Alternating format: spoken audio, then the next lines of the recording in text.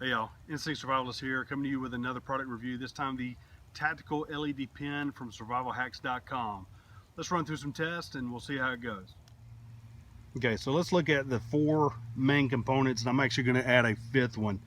The fifth one being this heavy duty clip, the pocket clip, because I don't want it sliding anywhere. And this thing, I mean, it's on there. If you're going to stick paper under it, if you're going to stick it to a pad or something of that nature, about 10 pieces of paper is about the minimum that you can go with that. So if it's going to clip to a pad or your pocket, it works great.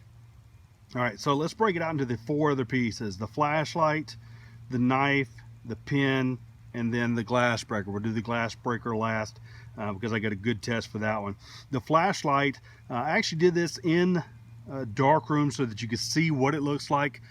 I think it's a great general purpose flashlight, 10 to 30 lumens depending upon the battery strength. So a fan to a point, again, is a general flashlight, not necessarily one that is considered a tactical flashlight. Will it blind you? It could, depending upon how close you are. So let's look at the what I call the linen closet test, or the dark flashlight test. So I'm doing the linen closet test, or at least that's what I call it. Basically want to find out how bright this flashlight is.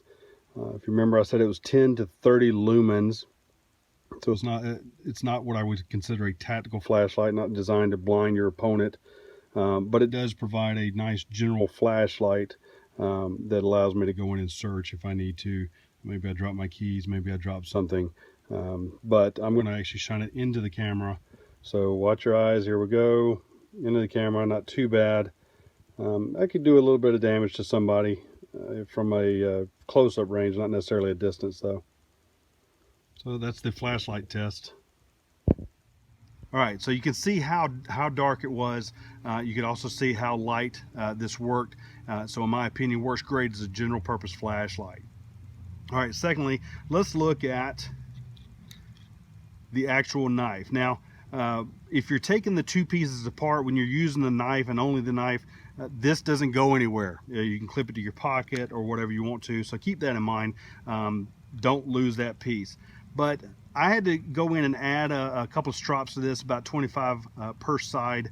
Now you can see where I actually wore down some of the paint. It's got a coating on it. I took that off, but you can also see the serrated edge to this. Now my opinion in this is, if you're going to use the serrated edge to cut something, you can do it. And I can do it on both sides. I'm going to do it this way.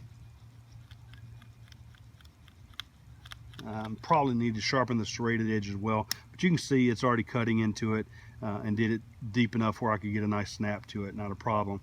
The other side, if I were to go in and do some small work, if I were to do any pushing with my thumb, you have to be cautious with that, because that serrated edge will get you, will bite you if you sharpen it.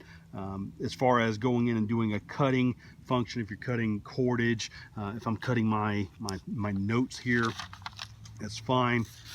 Not a problem. Again, I did some stropping to that. And what this is 3 CR13 steel blade. It's about 1.5 inches long.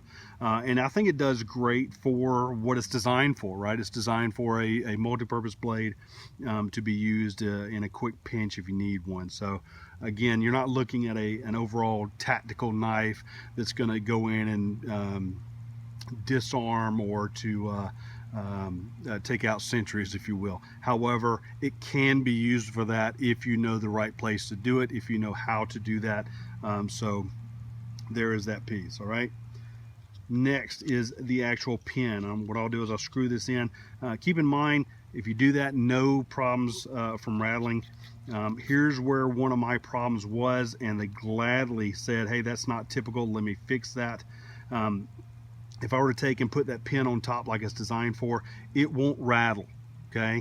However, to ensure it doesn't rattle, if you want to, you can crank down on that to make sure that it doesn't move, it doesn't wobble or anything like that. The problem is, if I undo this, flashlight's on, so you've got to be cautious in that. I'll actually back it off a little bit and then hold the flashlight and tighten it down. They were very pleased when I reached out to them, survivalhacks.com. They were pleased when I actually said, hey, look, here's a problem. They said that's not typical, so they replaced it because I was either going to go with what I had or trash it. Those were kind of the options. But as far as the pen goes, you're just looking at a pen, right? So we can just go ahead and write, not a problem. And one of the things I noticed in this was that there are no ink blobs. For some of the cheaper, more inexpensive pens, you're going to have ink blobs just sitting on your paper. And for me, that's more the design of, hey, we either want to sell you refills, or you're only buying the case, or in this case, the aircraft aluminum, aviation aircraft aluminum casing in this case. But because of the proper writing, and you can see I've done the writing here, you can see I've done the writing there. So I'm pretty pleased with that overall. So what do we look at as far as our last little bit, or our last test? And to me, this is going to be the fun one. We're going to take some very, very good safety precautions. But this is tungsten. It's a tungsten tip, and I'm going to be honest with you. It'll actually put a nice little dent in there, a nice little hole. Hopefully you can see that. Yeah, you can see that. Put a nice little hole in it, so it will break glass. Caution, all right? I've got to give the disclaimer. Kids, if you are doing this, make sure that if you're breaking glass, you have an adult present.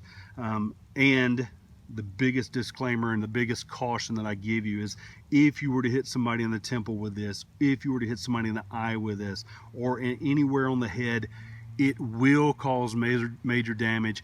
It can cause death depending upon where you hit. So do not do that without the intent of what you're doing, okay? I cannot stress that enough. I will not be blamed for that. I have given you the caution. I'm letting you know, don't do that. So there's my 2 bits.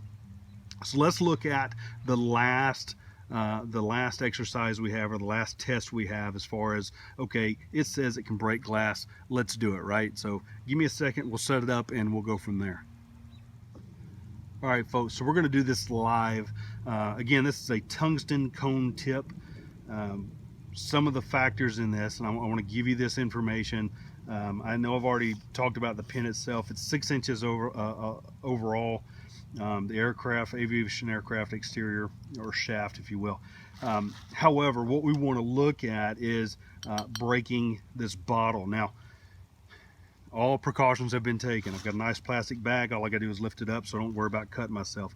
I can't speak to twisted watermelon lemonade. Not a fan. My wife bought some. She said, here, drink this, because I'm not drinking it anymore. I'm not necessarily a fan, so I emptied this one out, and it was not, for me, a waste. So there's the glass for that. I have my sunglasses for my eye protection. I will probably not be speaking very much as we do this. This is a live test, so if I miss it the first time, I'm going to hit it again. You understand? All right, so how would I typically hold this if I were to do this? Typically, I would hold either this way. The only problem I have with that is it's not a backstop, so I'd actually probably put my thumb over it and fully grab it to give my full, my full impact. So if I were to do that on this glass, I can do it small, light, or I can actually just do it a little quick jab, and you'll notice that busted pretty daggum easy. You can see the thickness of the glass itself, which means that it was going to withhold a little bit. I mean, keep in mind it's a beer bottle, right? So I'm pretty pleased with just that initial test. I'll go ahead and do it again.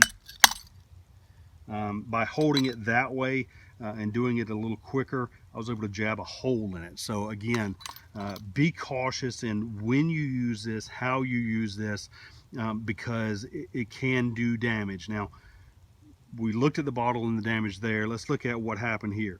Okay, so it scraped off a little bit of paint. I can touch it up if I desire to do so. I don't give a crap.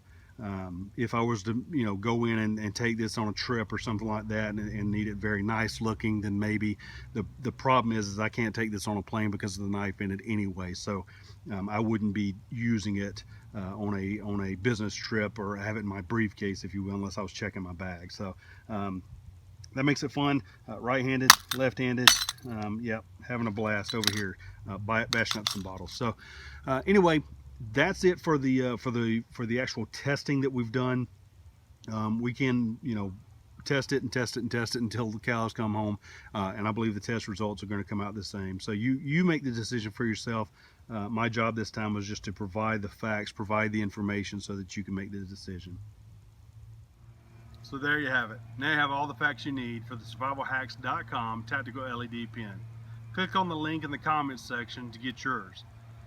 Thank you for all you do, for all of your likes, your tweets, your retweets, your subscribes, everything you've done for me and my family.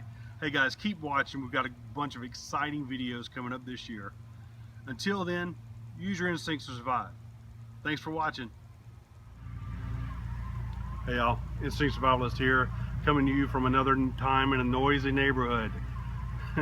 Of all the time of day to do things, they pick the time that I'm out here. I think it's a curse.